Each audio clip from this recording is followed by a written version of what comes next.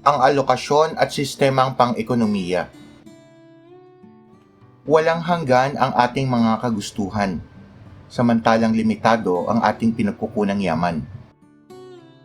Ito ang nagiging sanhi ng ating pangunahing suliraning panlipunan na kakapusan. Ito ay tumutukoy sa permanenteng sitwasyon na nagtatakda ng limitasyon ng ating pinagkukunang yaman. Nararapat lamang na isaisip na sa paglipas ng panahon ay maaaring maubos ang ating pinagkukunang yaman, kasabay pa ng patuloy na pagtaas ng bilang ng populasyon na umaasa dito.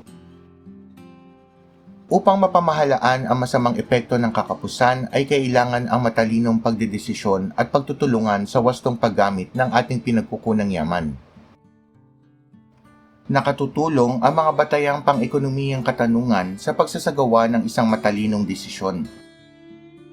Tulad ng anong produkto o serbisyo ang dapat gawin at ilan ang dapat gawin.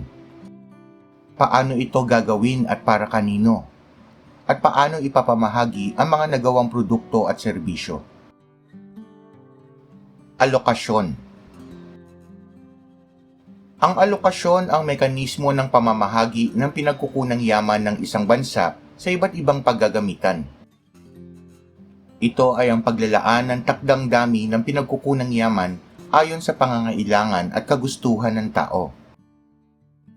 Isinasagawa ang alokasyon para hindi umabot sa sitwasyon na tuluyang maubos ang mga limitadong yaman mula sa ating kalikasan. Sinisiguro nito na ang bawat yaman ng lipunan ay nailalagay sa kung saan ito pinakakailangan at kung saan ito magiging pinakaproduktibo. At dahil dito ay nabuo ang mga sistemang pang-ekonomiya. Ang mga sistemang pang-ekonomiya ay nabuo sa paglipas ng panahon bilang tugon ng bawat lipunan sa pangunahin at walang katapusang problema ng kakapusan. Ito ay tumutukoy sa isang institusyonal na kaayusan at paraan upang maisaayos ang paraan ng produksyon, pagmamay-ari at paglinang ng mga pinagkukunang yaman ng isang lipunan. Sa kasalukuyan ay may 4 na sistemang pang-ekonomiya na umiiral sa daigdig. Ang traditional economy ang pinakaunang anyo ng sistemang pang-ekonomiya na nabuo. Sa ilalim ng sistemang ito, ang pagtugon sa mga katanungang pang-ekonomiya ay nakabatay sa tradisyon, kultura at paniniwala. Ang pangangailangan ng tao ay umiikot lamang sa mga pangunahing pangangailangan gaya ng pagkain, damit at tirahan. Ang paglikha ng produkto ay batay sa sinaunang pamamaraan na itinuro ng kanilang mga ninuno. Anumang produkto na kanilang malilikha ay ipapamahagi ayon sa kanilang pangangailangan at kung sino ang dapat gumamit. Pangalawa ay ang market economy. Ang produksyon at distribusyon ng mga produkto at serbisyo ay nagaganap sa mekanismo ng malayang pamilihan na ginagabayan ng isang malayang sistema ng pagtatakda ng halaga. Ang producer at consumer ay kumikilos alinsunod sa kanilang pansariling interes na kung saan sila ay makakakuha ng pinakamalaking pakinabang. Ang mga nasa lakas paggawa ay maaaring makapamili ng kanilang nais pasukang trabaho. Ang mga negosyante ay maaaring magtayo ng negosyo na nais nila dahil pinapayagan ang pribadong pagmamay-ari sa sistemang ito. Presyo ang ginagamit na basehan ng mga producer kung gaano karami ang lilikhaing produkto at serbisyo. Presyo din ang pangunahing nagtatakda kung gaano karami ang bibilhin ng isang consumer. Ang dami ng produkto na nais ibenta ng mga producers ay may katumbas na dami ng produkto na nais bilhin ng mga consumer. Presyo ang nagsisilbing pambalanse sa interaksyon ng mga producer at consumer. Ang tungkulin ng pamahalaan ay ang pagbibigay proteksyon sa kapakanan ng mga pag-aaring pampribado at magpatupad ng mga batas na mangangalaga sa karapatan, ari-arian at kontratang pinasok ng mga pribadong individual. Ikatlo ay ang command economy.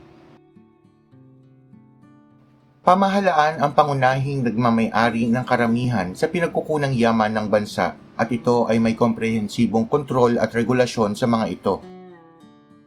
Ang pamahalaan ang nagtatakda sa gagamiting yaman, halaga ng pasahod, at presyo ng mga bilihin. Ang pagkontrol ng pamahalaan ay alinsunod sa planong nauukol sa pagsulong ng ekonomiya na pinangangasiwaan mismo ng sentralisadong ahensya. At pang-apat ay ang mixed economy. Sa ilalim ng sistemang ito ay pinaghalo ang ilang pangunahing katangian ng market economy at command economy. Sa ilalim ng sistemang ito ay pinapayagan ang malayang pagkilos sa pamilihan ng mga producer at consumer. Pinapayagan din ang pribadong pagpapasya ng mga kumpanya o individual kung saan sila makakakuha ng pinakamataas na pakinabang. Ang pagpapasya ng mga producer at consumer ay ginagabayan ng pamahalaan at maaaring makialam ukol dito. Mga tsoryang pang-ekonomiya. Ang mga sistemang pang-ekonomiya na umiiral sa kasalukuyan ay ginagabayan ng mga tsoryang pang-ekonomiya na nabuo tulad ng kapitalismo at sosyalismo. Ang kapitalismo ay kilala rin sa tawag na free enterprise, private enterprise at free market. Ang kapitalismo ay isang sistema na kung saan ang mga pamamaraan ng produksyon at distribusyon ay pag-aari ng mga pribadong individual. Malaki ang nagiging epekto ng daloy at kondisyon ng pamilihan sa paggabay sa produksyon at pamamahagi ng kita at sweldo. Binibigyang pansin ng isang kapitalista ang pagkamit ng tubo, lalo na sa kadahilanan ng matinding kompetisyon.